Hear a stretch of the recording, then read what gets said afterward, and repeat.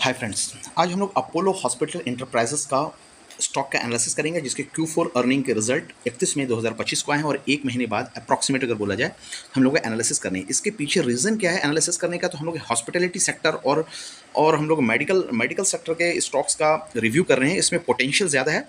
इसके दो तीन रीज़न है। एक तो रीज़न हो गया स्टॉक के सिलेक्शन के पॉइंट ऑफ व्यू से, और हॉस्पिटल में मुझे अगर हर किसी को हॉस्पिटैलिटी की ज़रूरत पड़ती है तो उस हिसाब से कौन सा हॉस्पिटल है, इसके नेटवर्क कैसे हैं और किसके लिए स्पेशलाइजेशन है जिसके लिए हम अपोलो को रेफर कर सकते हैं, उस पॉइंट ऑफ व्यू से देख सकते हैं। चलिए फ्रेंड, वन बाय वन शुरू करते हैं और डीप थोड़ा रहेगा, तो थोड़ा सा पेशेंसली करो इसको। जिनको एक डीप स्टडी चाहिए देख सकते हैं इसमें। चलिए फ्रेंड शुरू करते हैं। तो हॉस्पिटलिटी सेक्टर में देख रहे हैं कि अपोलो सबसे largest pan India hospital chain है जिसके पास ओवरऑल इंडिया में हर जगह हॉस्पिटल इन्होंने लगाए हुए हैं। इंडिया का कोई भी कोना इन्होंने छोड़ा नहीं है। अप्रॉक्सीमेट देख लें, दिल्ली रीजन में 4-5 है, साउथ रीजन में, चेन्नई रीजन में देख सकते हैं, बाकी बात सेंट्रल रीजन में भी देख सकते हैं। तो ओवरऑल देखेंगे तो इनके टोटल हॉस्पिटल्स देखी जाए, सर्विसेज 73 हॉस्पिटल्स हैं। इसमें टोटल कैपेसिटी के अकॉर्डिंग देखा जाए, बेड के अकॉर्डिंग 10,187 तो आपके बेड हो गए। और ऑपरेशनल बेड देखेंगे तो 9,500 बेड है। तो ऑनरशिप के हिसाब से देखेंगे इनके खुद के कितने हैं, तो दो तरह से बिजनेस, खुद के और मैनेज्ड बाय देखा जाए तो खुद के 45 बेड है और मैनेज बाय 6 बेड हो गए। और डे केयर के अकॉर्डिंग अगर देखेंगे, डे सर्जरी के अकॉर्डिंग अगर देखेंगे तो 22 बेड हो गए।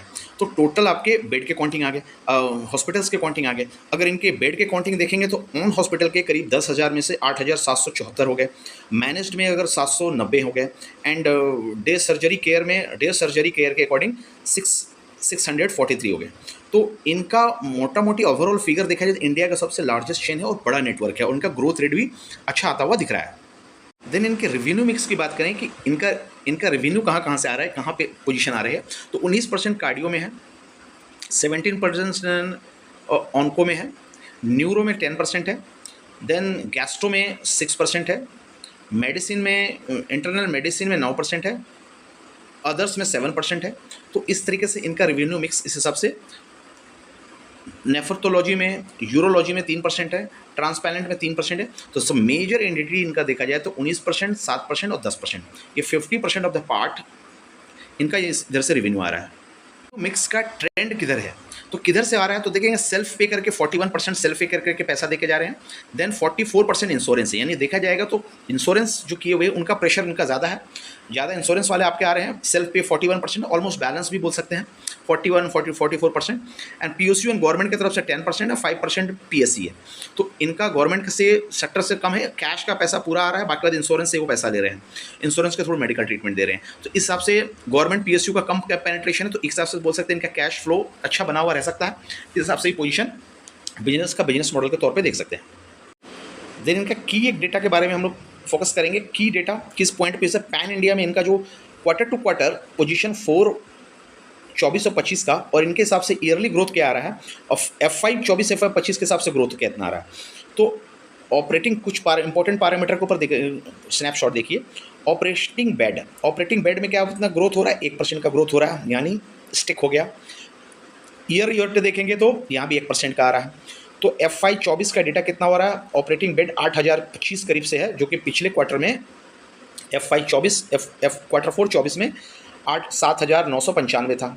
तो 1% का मोटा मोटी यहाँ पे ग्रोथ देखने को मिल रहा है। अच्छा, बेड ऑक्यूपेशन रेशियो में देखा जाए जो कि 65 से हमारा डेटा ऊपर होना चाहिए, तो यहाँ पे देखिए ऑलमोस्ट फ्लैट देखने को मिल रहा है, 67 है, 65 है।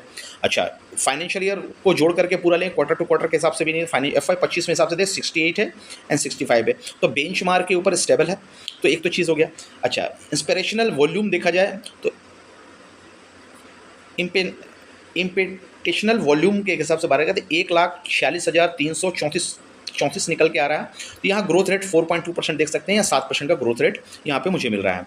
अच्छा, देन आउट पेशेंट वॉल्यूम, इन पेशेंट वॉल्यूम है, आउट पेशेंट वॉल्यूम के हिसाब से देखा जाए तो ग्रोथ रेट हो रहा है कि 16%, 16.6%, 7% के हिसाब से YoY बेसिस पे हो रहा है, एंड YoY ईयरली बेसिस पे अगर देखेंगे तो 16%, 16.1% के हिसाब से हो रहा है, तो स्टेबल 16% के हिसाब से हो रहा है।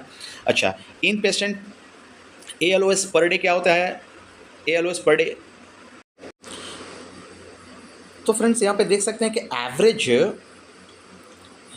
Average length of stay ALOS, in patient average length of stay 3 days का आ रहा है, मतलब कि 3.3 का है। तो यहाँ पे गिरावट देखने 3.33 के हिसाब से गिरावट देखने को मिली, एक अच्छी चीज़ है। 3 दिन का 3.3 का एवरेज आ रहा है डे, जो कि ईयरली बेसिस पे गिरावट दिख रही है। और फाइनेंशियल ईयर FY 24 FY 25 के हिसाब से ईयरली बेसिस पे भी देखें तो यहाँ भी गिरावट दिख रही है। तो तीन दिन का 3.25 दिन का आपका स्टे आ रहा है।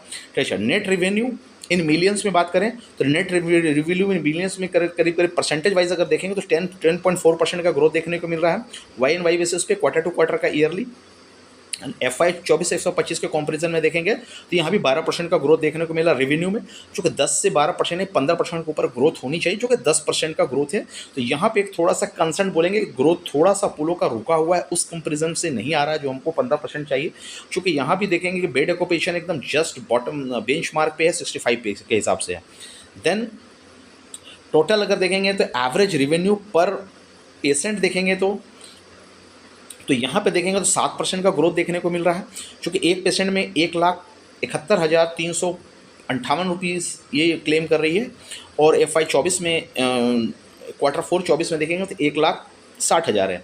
तो यहाँ तो ग्रोथ हो रहा है कि हर एवरेज पेशेंट अगर पेशेंट है तो जान लीजिए कि 1.25 लाख रुपये एवरेज कॉस्टिंग इनका अपोलो में जाकर दिखाने से आपको पड़ेगा। तो यहाँ पॉइंट टू बी नोटेड ये। तो अब यहाँ देखेंगे कि हमारा ग्रोथ रेट क्या आ रहा है।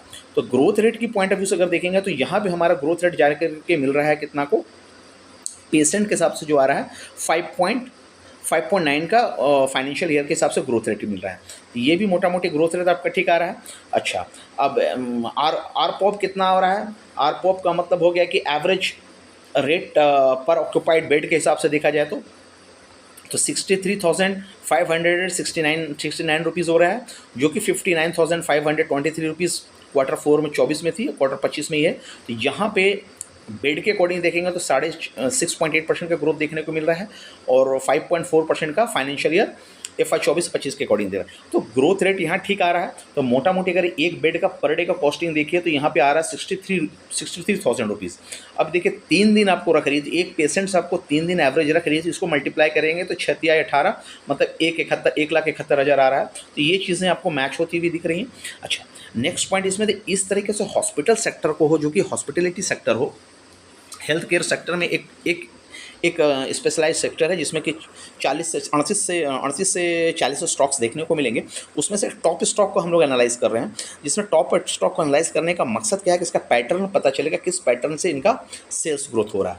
तो ये पैरामीटर, तो बेसिक पैरामीटर अगर हॉस्पिटल को देखते हैं जो कि अदर स्टॉक से जो अलग है, ये दीज आर द पैरामीटर, आपको इसको देखना पड़ेगा। इसके हिसाब से मुझे जो ओवरऑल व्यू दिख रहा है, एवरेज से ऊपर दिख रही है, नॉट आउटस्टैंडिंग नहीं है। आउटस्टैंडिंग क्यों नहीं है, तो इसमें एक बेसिक रीज़न होगा, बेड ऑक्यूपेशन 65 से ऊपर है।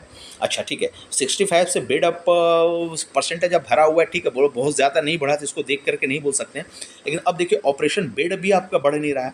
अगर बेड बढ़ रहा होता तो बोलते, अगर 65 ही नहीं भर रहा है तो आप बेड क्यों बढ़ाएंगे, बात आपकी सही है, इसलिए बढ़ नहीं रही बेड। यहाँ पे आपका सैचुरेशन पॉइंट आ रहा है कि आपके बेड आप पे हॉस्पिटल में लोग थोड़े से कम आ रहे हैं। अच्छा, कॉस्टिंग प्रीमियम स्टॉक मार्केट के लिए ये बढ़िया क्यों है, क्योंकि प्रीमियम वैल्यूएशन पे ये पैसा निकाल रही है। पर बेड का ऑक्यूपेशन 63,000 ले रही है, इसमें भी ग्रोथ रेट आपको कर रही है। तो प्रीमियम स्टॉक मार्केट के लिए ये अच्छा पॉइंट निकल करके आ रहा है। लेकिन पेशेंट के पॉइंट ऑफ व्यू से देखें तो ये यहाँ पे अपोलो में आपको ज़्यादा पैसा देना पड़ रहा है for the premium quality of treatment के लिए। देन अपोलो का कुछ डेटा है तमिलनाडु रीजन के अकॉर्डिंग अगर थोड़ा सा नज़र डालेंगे तो इनमें ग्रोथ रेट क्या देखने को मिल रहा है। देखिए, बेड ऑपरेटिंग बेड के हिसाब से 1.9% का ग्रोथ है। इन पेशेंट वॉल्यूम जो आ रहे हैं पेशेंट, उसमें वॉल्यूम में ग्रोथ देखने को मिल रहा है 0.8% का। आउट पेशेंट जा रहे हैं, तेज़ी से जा रहे हैं, 0.54 का।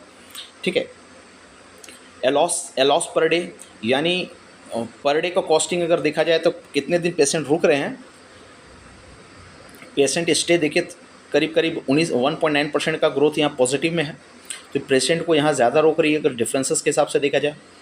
ठीक है, तो ऑल अगर पोजीशन पर डे का कॉस्टिंग देखेंगे तो हिसाब से 75,000 का तमिलनाडु में आ रहा है, 78,000 का आ रहा है। और FY 24 के हिसाब से देखेंगे क्वार्टर 4 का तो 75,000 के 0.50 का आ रहा है। तो 75,000 का पर डे का कॉस्टिंग यहाँ आ रहा है, और ये 4% के हिसाब से ग्रो हो रहा है। तो इस हिसाब से इसका पोजीशन को आप देख करके एनालाइज कर सकते हैं। नेक्स्ट पॉइंट अगर ओवरऑल देखेंगे कि मेट्रो सिटीज़ में और नॉन मेट्रो में क्या परफॉर्मेंस आ रहा है, तो इस तमिलनाडु रीजन में ही देखेंगे तो मेट्रो सिटीज़ में का डेटा और नॉन मेट्रो का डेटा देखा जाए तो ऑपरेटिंग बेड में देखेंगे तो 1383 मेट्रो सिटीज़ में है। नॉन ऑपरेटिंग बेड आपका नॉन मेट्रो में देखेंगे तो 685 है। अब तो ऑक्यूपेंसी रेट 65 का है और नॉन मेट्रो में देखिए थोड़ा सा कम गया, 61 का ऑक्यूपेंसी रेट है। आरपॉब यानी एवरेज रेट पर ऑपरेटिंग बेड के हिसाब से 93,000 का करीब आ रहा है, इसमें 44,000 का है। तो नॉन में जाएंगे तो इसको देखिए आपका 44,000 का आ रहा है और मेट्रो में जाएंगे तो 93,000 का होगा, जस्ट डबल से ऊपर। तो उस हिसाब से बोलते हैं कि अपोलो मेट्रो सिटीज़ में ज़्यादा पेनिट्रेशन और वहाँ ज़्यादा अर्निंग कर करके पैसा उठा रही है।